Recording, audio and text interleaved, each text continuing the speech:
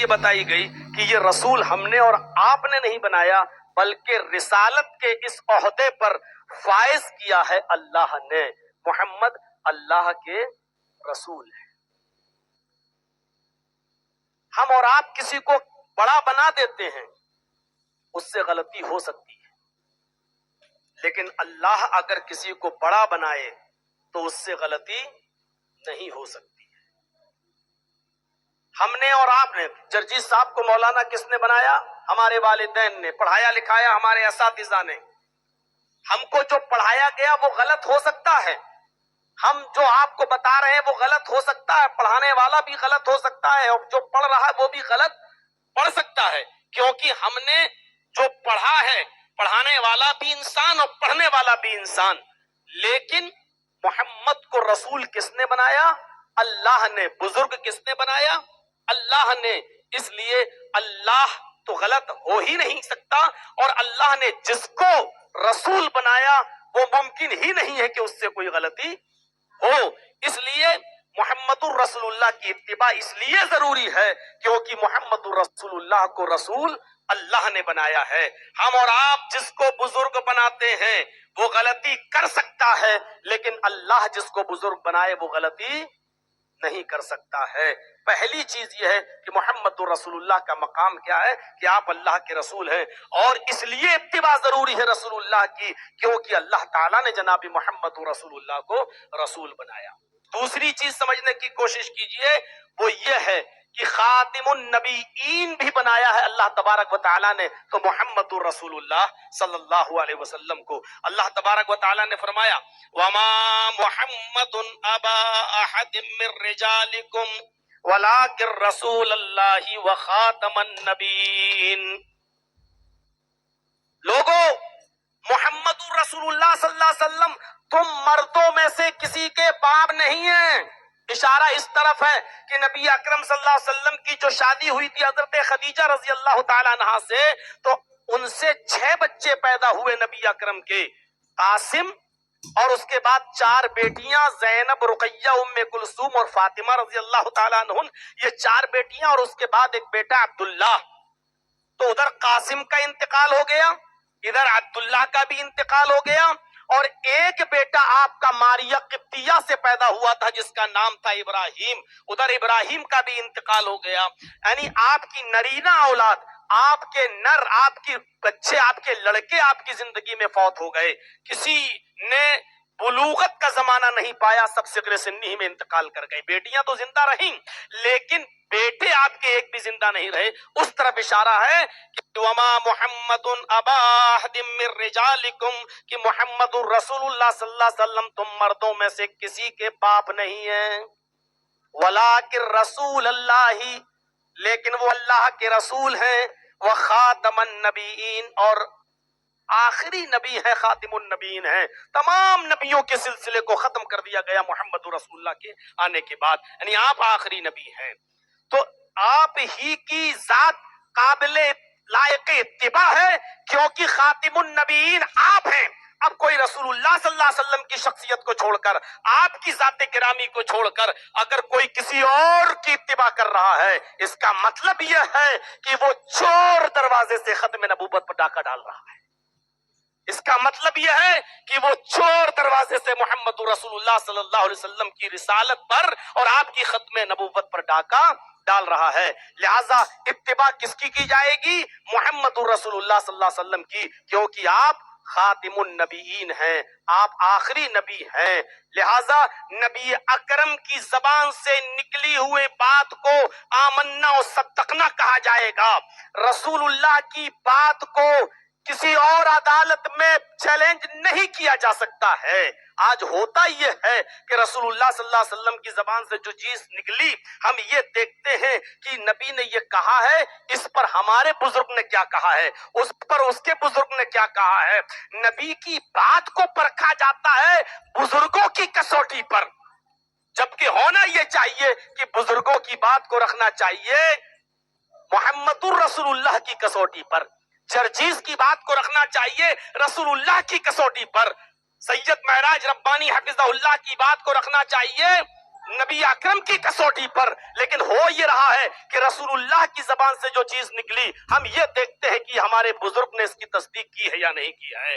یعنی supreme court کے فیصلے کو ہائی کورٹ کے اندر ہم چیلنج کر رہے ہیں، جبکہ ہونا یہ چاہیے کہ ہائی کورٹ کے فیصلے کو ہم چیلنج کریں سپریم کورٹ میں کہ ہمارے بزرگوں نے یہ کہا ہے. یہ بات جناب محمد رسول اللہ صلی اللہ علیہ وسلم نے کہی ہے یا نہیں کہی ہے؟ میرے بھائیوں، نبی اکرم کی اتباع اس لیے بھی ضروری ہے کیونکہ اللہ تبارک و تعالیٰ نے ساری انسانیت کے لیے محمد رسول اللہ صلی اللہ علیہ وسلم کو بشیر و نذیر بنا کر بھیجا. وَمَا أَرْسَلْنَاكَ إِلَّا كَافَّةً لِلنَّاسِ بَشِيرًا وَنَذِيرًا. اور اے میرے نبی، اے میرے رسول محمد رسول اللہ، ہم نے آپ کو ساری کائنات کے لوگوں کے لیے خوشخبری دینے والا اور ڈرانے والا بنا کر بھیجا ہے. خوشخبری دینے والے وہ ہیں، اچھے عمل کرنے پر جنت کی بشارت دینے والے وہ ہیں، اور برے کام کرنے پر جہنم کی کے عذاب سے ڈرانے والے وہ ہیں. جب خوشخبری دینے والے وہ ہیں اور ڈرانے والے وہ ہیں تو نماز، روزہ، حج، زکات، اٹھنا بیٹھنا، لیٹنا، سونا، جاگنا، کھانا پینا، ان تمام چیزوں میں قابل اتباع بھی جناب محمد رسول اللہ صلی اللہ علیہ وسلم ہی کی ذاتی گرامی ہو سکتی ہے، کسی دوسری کوئی دوسری نہیں. جرجی صاحب نبی اکرم کی بات بتا تو سکتے ہیں، ربانی صاحب بتا تو سکتے ہیں، عبد الجبار عمری صاحب بتا تو سکتے ہیں، لیکن میرے بھائیوں قابل اتباع اور اتباع کے لائق اگر کوئی شخصیت اور کوئی ذات رہے گی تو وہ صرف جناب محمد الرسول اللہ صلی اللہ علیہ وسلم کی ذات رہے گی. ایک اور ناحیے سے سمجھنے کی کوشش کیجئے، اللہ تبارک و تعالیٰ نے نبی اکرم پر ایسا اعتبار جتایا ہے، اتنا بھروسہ جتایا ہے کہ آپ دنگ رہ جائیں گے. اتنی بڑی بات کہہ دی اللہ تبارک و تعالیٰ نے کہ ما آتاکم الرسول فخذوہ وما نہاکم عنہ فانتہوا. وہ یہ بھی کہہ سکتا تھا ما آتاکم اللہ فخذوہ، اللہ تمہیں جو دے وہ لے لو، لیکن اس نے یہ نہ کہہ کر کیا کہا، ما آتاکم الرسول فخذوہ، محمد الرسول اللہ تمہیں جو دے وہ لے لو، وما نہاکم عنہ فانتہوا، اور رسول اللہ تمہیں جن باتوں سے اور جن کاموں سے روکیں اس سے رک جاؤ. کتنا بھروسہ، کتنا اعتبار کہ رسول تمہیں جو دے، لفظ ماں پر غور کرو، ما آتاکم الرسول، اور رسول کا لفظ استعمال کیا ہے، ما آتاکم محمد نہیں کہا، ما آتاکم الرسول محمد الرسول اللہ، من حیث الرسول تمہیں جو دے وہ لے لو، وما نہاکم عنہ فانتہوا، اور من حیث الرسول وہ جن باتوں سے تمہیں روکیں اس سے رک جاؤ. اتنا اعتبار، اتنا بھروسہ، کیونکہ اللہ جانتا ہے کہ رسول اللہ صلی اللہ علیہ وسلم وہ چیز تمہیں دے ہی نہیں سکتے ہیں جو ان کی اپنی طرف سے ہو، وہ تمہیں وہی دیں گے جو ہم تمہیں بتائیں گے، جو ہم انہیں بتائیں گے وہی بات وہ تمہیں آپ کو دیں گے.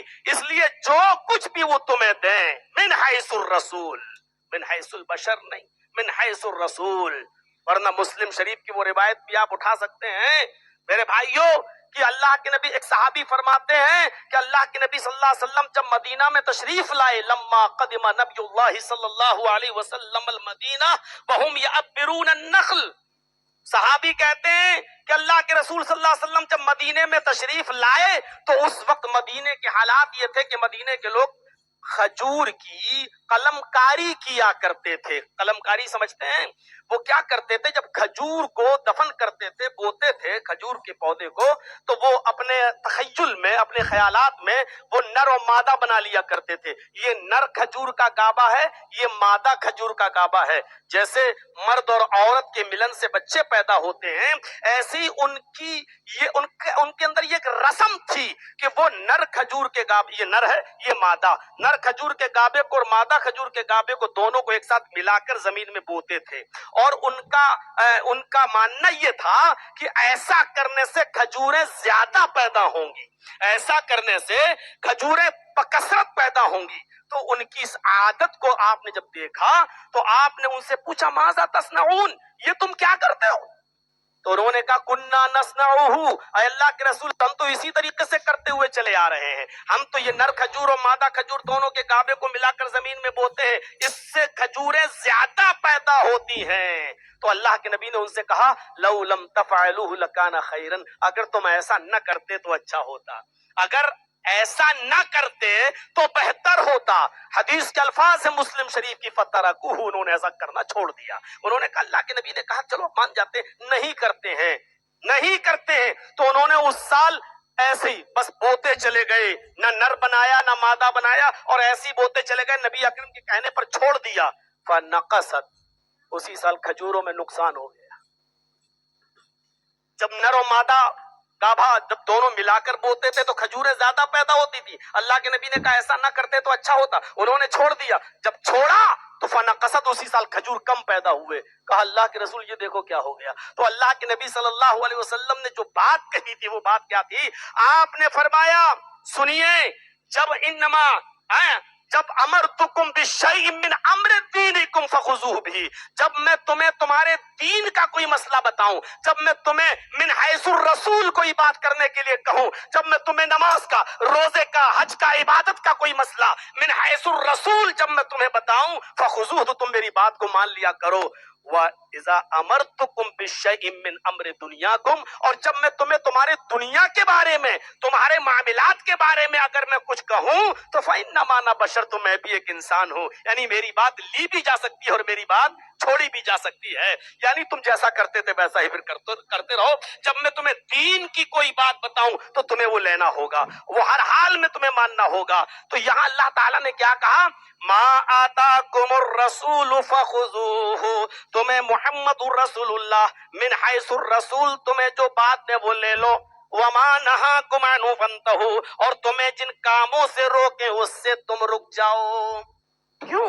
کیونکہ اللہ جانتا ہے کہ محمد رسول اللہ میرے پیارے حبیب اپنی طرف سے کچھ دیتے ہی نہیں ہیں، اس نے دنیا والوں کے سامنے گارنٹی دی ہے اور کہا ہے کہ دنیا والوں سنو، ما ینطق عن الہوی، ہمارا پیغمبر، ہمارا رسول تمہیں جو کرنے کے لیے کہہ رہا ہے وہ کرو، جس سے روک رہا ہے اس سے رک جاؤ، اس لیے کہ وہ اپنی طرف سے تمہیں کچھ نہیں دیتا ہے۔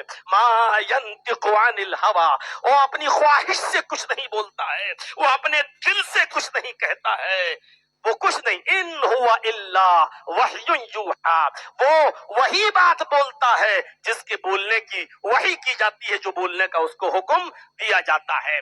تو رسول اللہ صلی اللہ علیہ وسلم کی ذات اس لیے قابل اتباع ہے کیونکہ وہ اپنی طرف سے کچھ نہیں بولتے۔ جرجیز صاحب اپنی طرف سے کچھ بول سکتے ہیں، علماء اپنی طرف سے بول سکتے ہیں، بزرگ اپنی طرف سے بول سکتے ہیں، کہ لیکن محمد رسول اللہ کی ذات اپنی طرف سے کچھ نہیں بول سکتی ہے، وہ وہی بولتی ہے جو اس کو بولنے کا حکم دیا جاتا ہے۔ اور پھر اللہ نے ایک اور گارنٹی دی ہے، لوگوں سنو، اگر اپنی طرف سے اگر اس نے کچھ کہہ بھی دیا تو جانتے ہو ہم اس رسول کا کیا کریں گے؟ کون گارنٹی لے گا؟ آج کے بزرگوں کی اور آج کے ملا مولویوں کی گارنٹی کون لے گا؟ جو اپنی طرف سے دین کے اندر نئی نئی چیزیں ایجاد کر رہے ہیں۔ محمد رسول اللہ کی گارنٹی تو عرش والے نے لے لی اور فرمایا وَلَوْ تَقَوَّلَ عَلَيْنَا بَعْضَ الْأَقَاوِيلِ، اگر اس نے بھی اپنی طرف سے من گھڑت کوئی بات کہہ دی، اگر میرا رسول بھی تمہیں اپنی طرف سے کچھ دے دے، اگر من مانی طریقے سے اگر کچھ بول دے، اگر میرے حکم کے بغیر تمہیں کچھ دے دے، تو سنو یہ میری ذمہ داری ہے، لَأَخَذْنَا مِنْهُ بِالْيَمِينِ، ہم اس کا داہنا ہاتھ پکڑ لیں گے۔ کتنی بڑی گارنٹی دی ہے ہم جیسے ملا مولویوں کی، آج کے ان لوگوں کی جن کو قابل اتباع سمجھا جاتا ہے، ان کی گارنٹی کس نے لی ہے؟ ان کی گارنٹی کس نے دی ہے؟ کون کہہ سکتا ہے کہ اس کے منہ سے جو بات نکلی ہے وہ پتھر کی لکیر ہے؟ آمنا وصدقنا، کون ہے ایسا جو اس بات کی گارنٹی دے سکتا ہے؟ اللہ کہہ رہا میرے نبی نے اپنی طرف سے کچھ دیا ہی نہیں، وہ دے ہی نہیں سکتا، اور اگر دے دے، اگر اپنی طرف سے کچھ بول دے، وَلَوْ تَقَوَّلَ عَلَيْنَا بَعْضَ الْأَقَاوِيلِ، اگر اپنی طرف سے کچھ کہہ دیا لَأَخَذْنَا مِنْهُ بِالْيَمِينِ، تو ہم اس کا بھی دائنا ہاتھ پکڑ لیں گے، اور پھر ہم کیا کریں گے؟ ثُمَّ لَقَطَعْنَا مِنْهُ الْوَتِينَ، ہم اپنے نبی کی بھی رگے دل کاٹ ڈالیں گے، ہم اس رسول کی بھی شہرک کاٹ ڈالیں گے، یعنی ہم اپنے رب نبی کی گردن پر بھی چھری چلا دیں گے۔ یعنی اتنی ہمت اس کے اندر نہیں کہ وہ اپنی طرف سے کچھ کہہ دے۔ رسول اللہ صلی اللہ علیہ وسلم کی اتنی ہمت نہیں کہ وہ اپنی طرف سے کچھ کہہ دیں۔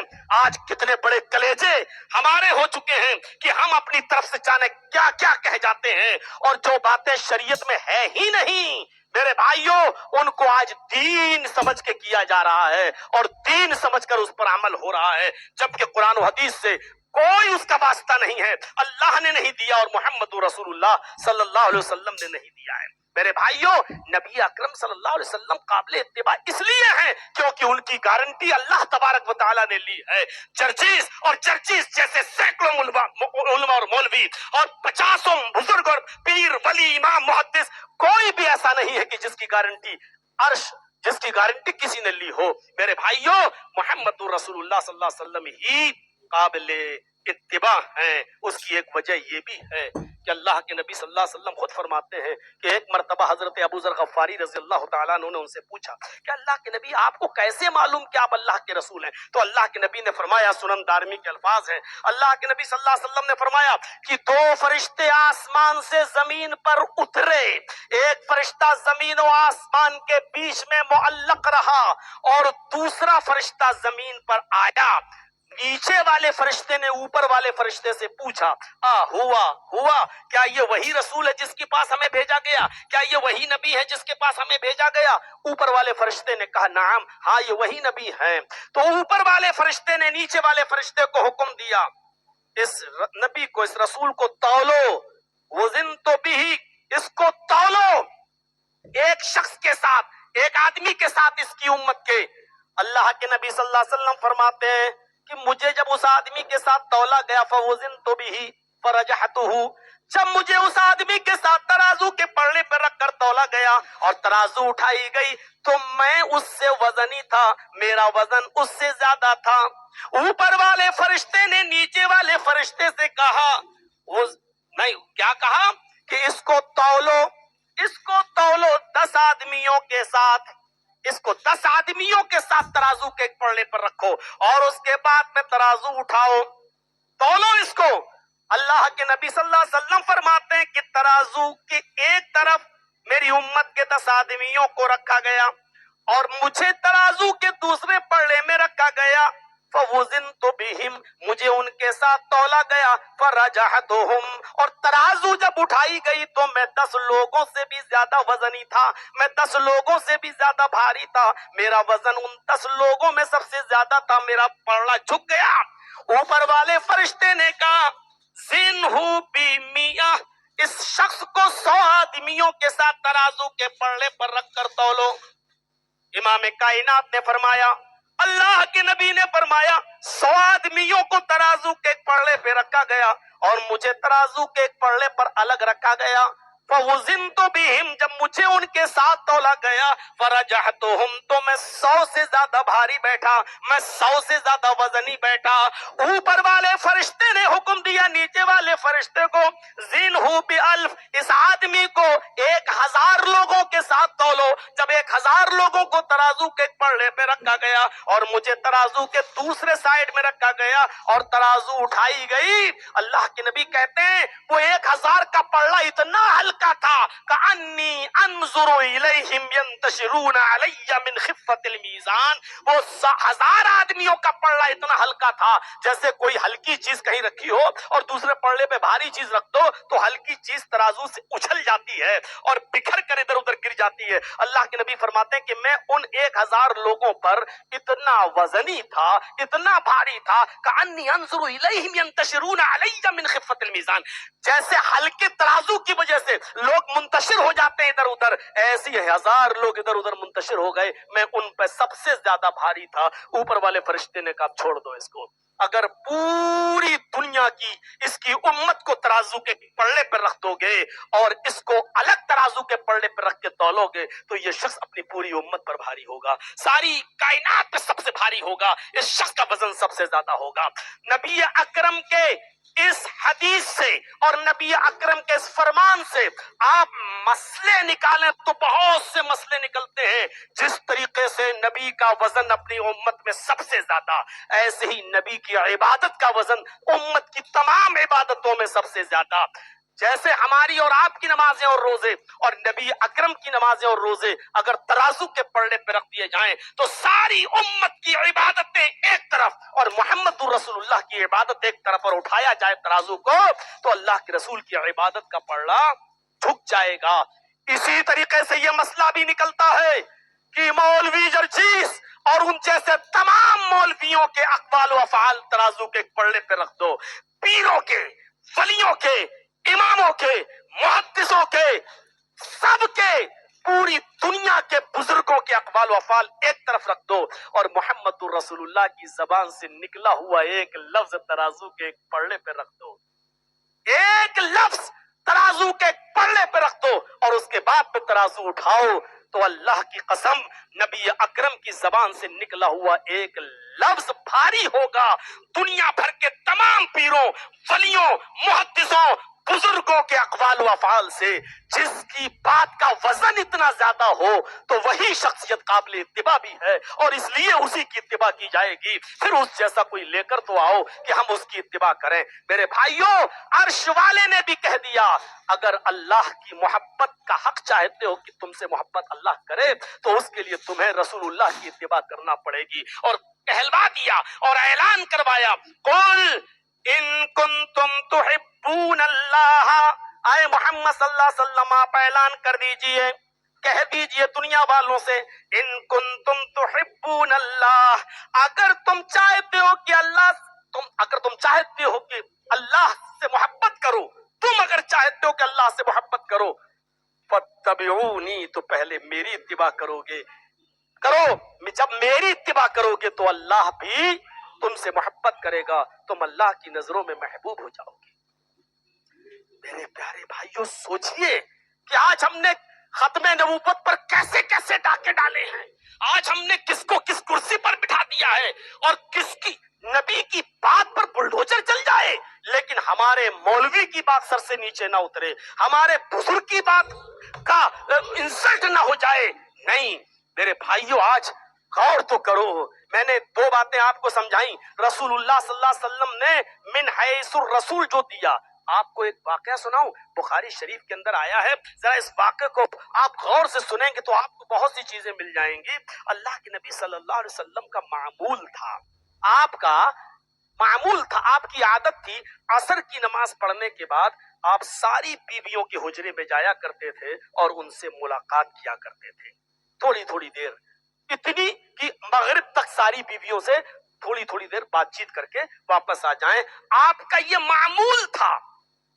اب دیکھیے اور یہاں سے غور کیجئے گا، ایک دن آپ کی بیویوں میں سے ایک بیوی کے پاس، جن کا نام حضرت زینب بنت جہش ہے، ان کے پاس کہیں سے گفٹ کے طور پر شہد آ گیا، شہد۔ تو اللہ کے نبی صلی اللہ علیہ وسلم ان کے پاس جب ملنے گئے تو انہوں نے کہا کہ تھوڑا رک جائیے، آپ بھوکے ہوں گے، میں آپ کے لیے شہد کا شربت بنا کر لاتی ہوں۔ وہ چلی گئیں، شربت بنانے میں تھوڑا ٹائم لگا اور اللہ کے رسول صلی اللہ علیہ وسلم کو شربت کو پینے میں تھوڑا ٹائم لگ گیا، تو وہاں اور بیویوں کی بنسبت زینب کے گھر میں زیادہ رک گئے۔ دوسری بیویوں کو بڑی تکلیف ہوئی، اچھا مثلا ہم کو 5 منٹ دیتے ہیں تو ادھر 8 منٹ 10 منٹ، اور میں تو 3 دن سے سفر کر رہا ہوں ربانی صاحب کے ساتھ، آج چھٹکارا ملے گا، چلے جائیں گے۔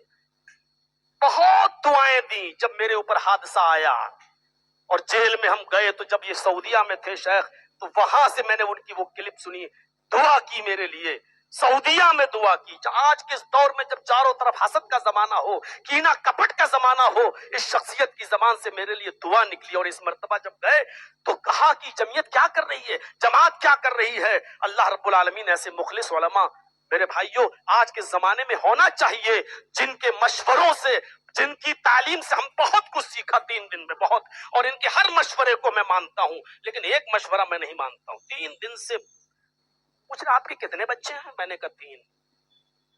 کہہ رہے ہیں کہ کیوں آگے کیوں نہیں ہوتے؟ میں نے کہا شیخ تینوں آپریشن سے ہوئے۔ تو بولے دوسرے کا راستہ تو کھلا ہوا ہے، دوسرا کیوں نہیں کرتے ہو؟ اگر ان کا مشورہ میں مان لوں تو یہ 1-2 مہینہ رہ جاؤں تو یہ دوسری شادی کرا کے ہی مان لیں گے۔ اتنی فضیلت، اتنی اہمیت بیان کر رہے ہیں کہ لگتا ہے کہ ہاں صحیح کہہ رہے ہیں۔ پھر میں نے پوچھا کہ شیخ سے آپ کی دوسری ہے کہ نہیں؟ کہ میں کیوں بتاؤں؟ یہ کہیں حدیث میں آیا ہے کہ بتا کر کرو؟ میرے بھائیوں، میں نے 2-3 بیوی والوں کا انجام دیکھا ہے۔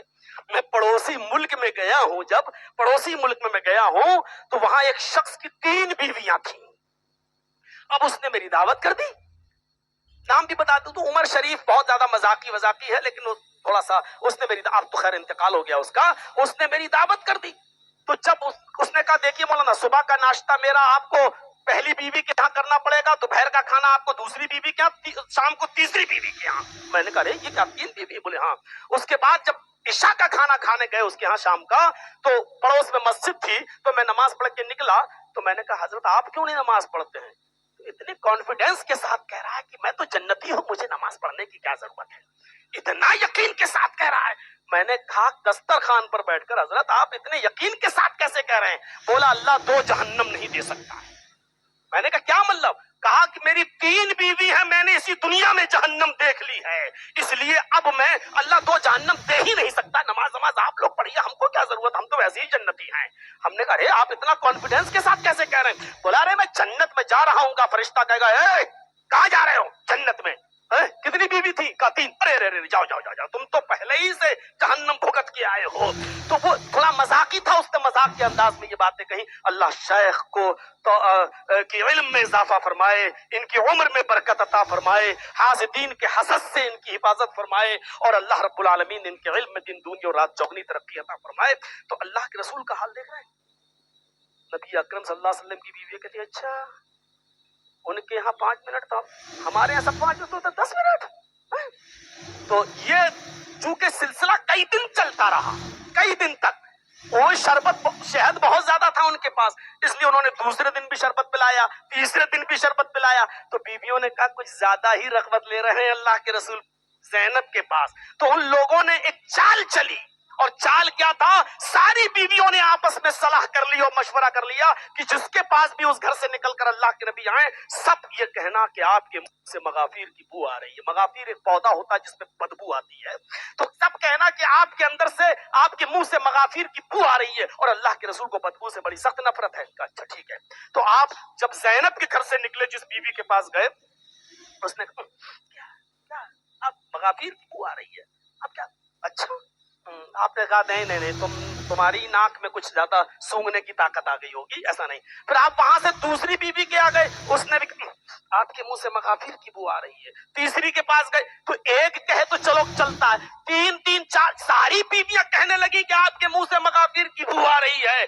تو اللہ کے نبی صلی اللہ علیہ وسلم نے کہہ دیا کہ اب میں شہد نہیں پیوں گا، آج کے بعد شہد گویا کہ ہمارے اوپر حرام ہے، میں ہاتھ بھی نہیں لگاؤں گا۔ یہ آپ نے من حیث الرسول نہیں کہا، بلکہ آپ نے اپنے اوپر حرام کر لیا۔ میرے بھائیوں یہ چیز بتانا میں چاہتا ہوں کہ رسول نے جیسے یہ کہا کہ آج کے بعد شہد مجھ پر حرام، اللہ نے جبرائیل کو بھیج دیا اور فرمایا جاؤ اور کہہ دو میرے نبی سے اور میرے حبیب سے، یا ایھا النبی لما تحرم ما احل اللہ لک، اے نبی آپ کون ہوتے ہیں اس چیز کو اپنے اوپر حرام کرنے والے جس کو اللہ نے حلال کیا ہے آپ کے لیے۔ مقصد سمجھ گئے ہو؟ جب من حیث البشر اپنے منہ سے بھی کوئی بات نکل جائے تو وہ دین کا حصہ نہیں بن سکتی ہے۔ رسول اپنے اوپر شہد کو حرام کر رہے ہیں تو اللہ نے کہا آپ کون ہوتے ہیں دین کے کسی مسئلے کو اور اللہ تبارک و تعالیٰ کی طرف سے اتری ہوئی کسی چیز کو میرے بھائیوں نبی اکرم بھی بدلنے کا اختیار نہیں رکھتے۔ پھر دین کے اندر نئی نئی چیزوں کو کیسے ایجاد کیا گیا ہے؟ شیخ ربانی صاحب نے توحید کے دروازوں پر جن لوگوں نے چور دروازے کھولے ان کی طرف اشارہ کیا ہے اس کلمے کے دوسرے جز کے ساتھ بھی بڑا ظلم ہوا ہے. لا الہ الا اللہ کے ساتھ مسلمانوں کے ایک بہت بڑے طبقے نے ظلم کیا ہے. انہوں نے پیروں ولیوں کو اللہ کی کرسی پر لا کے بٹھا دیا ہے اور کلمے کے دوسرے جز محمد رسول اللہ کے ساتھ مسلمانوں کے دوسرے طبقے نے ظلم کیا ہے. رسول اللہ کو رسول ماننے کے بجائے وہ مقام و مرتبہ غیروں کو دے دیا ہے, وہ بزرگوں کو دے دیا ہے. اب حالات اور ستم ظریفی یہ ہے اور سب سے بڑا ظلم یہ ہے کہ رسول کی عدالت سے نکلی ہوئی بات اماموں کی عدالت میں اور پیروں کی عدالت میں جاتی ہے, لیکن پیروں اور مولویوں اور اماموں کی عدالت سے نکلی ہوئی بات کو کوئی یہ دیکھنے کے لیے تیار نہیں کہ رسول اللہ نے اس بات کی تصدیق کی ہے یا نہیں کی ہے. یہ سب سے بڑا ظلم ہوا ہے. ایک طبقے نے لا الہ الا اللہ کا مذاق اڑایا اور ایک طبقے نے محمد رسول اللہ کا مذاق اڑایا.